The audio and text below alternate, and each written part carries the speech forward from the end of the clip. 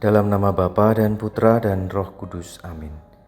Saudara-saudari yang terkasih, selamat berjumpa kembali dalam program Gema Paulus, edisi Senin 1 Desember 2025 bersama saya Romo Agustinus Anton Widarto OFM. Hari ini bersama gereja kita merayakan peringatan wajib Beato Dionysius dan Redemptus Biarawan, martir. Bacaan Injil yang akan kita dengarkan dan renungkan diambil dari Injil Matius bab 8 ayat 5 sampai 11. Tuhan bersamamu dan bersama rohmu. Inilah Injil suci menurut Matius. Dimuliakanlah Tuhan. Pada waktu itu Yesus masuk ke kota Kapernaum. Maka datanglah seorang perwira mendapatkan dia dan mohon kepadanya, "Tuan, hambaku terbaring di rumah karena sakit lumpuh dan ia sangat menderita." Yesus berkata kepadanya, "Aku akan datang menyembuhkannya." Tetapi perwira itu menjawab, "Tuan, aku tidak layak menerima Tuan di dalam rumahku. Katakan saja sepatah kata, maka hambaku itu akan sembuh. Sebab aku sendiri seorang bawahan dan di bawahku ada pula prajurit. Jika aku berkata kepada salah seorang prajurit itu pergi, maka ia pergi. Dan kepada seorang lagi datang, maka ia datang. Ataupun kepada hambaku kerjakanlah ini, maka ia mengerjakannya."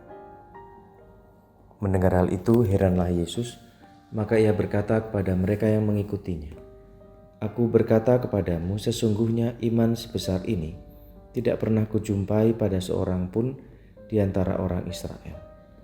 Aku berkata kepadamu, banyak orang akan datang dari timur dan barat dan duduk makan bersama dengan Abraham, Ishak dan Yakub dalam kerajaan surga."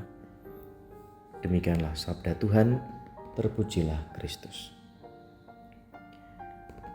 Saudara-saudara yang terkasih, Yesus bersabda, "Aku berkata kepadamu, sesungguhnya iman sebesar ini tidak pernah kujumpai pada seorang pun di antara orang Israel." Apa yang tersirat dari kata-kata Yesus ini adalah pujian atas iman yang dimiliki oleh perwira yang datang kepadanya untuk mohon kesembuhan bagi hambanya yang sedang sakit. Dari sini kita dapat mengambil 2 poin inspirasi berkaitan dengan penghayatan iman yang benar. Pertama, beriman berarti kerendahan hati untuk datang kepada Tuhan. Yesus memuji perwira tadi sebagai seorang beriman karena ia mau datang kepada Yesus seraya mengakui ketidakpantasannya untuk menerima Yesus di rumahnya. Kedua, beriman berarti kepedulian terhadap sesama. Perwira tadi juga dipuji oleh Yesus sebagai orang yang beriman karena ia peduli pada hambanya yang sakit. Kepeduliannya itu diwujudkan dengan mengupayakan kesembuhan bagi hambanya yang sakit.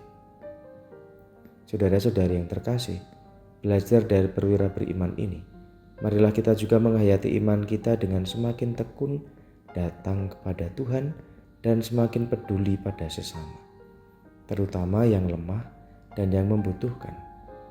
Iman tidak cukup hanya diungkapkan dengan datang kepada Tuhan melalui liturgi, doa, dan ibadat, tapi juga harus diwujudkan dengan datang kepada sesama untuk melakukan tindakan kasih dan kepedulian nyata kepada sesama.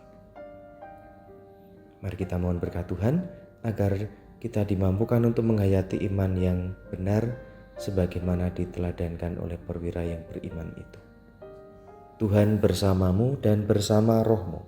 Semoga saudara-saudari diberkati Allah yang Maha Kuasa, dalam nama Bapa dan Putra dan Roh Kudus. Amin.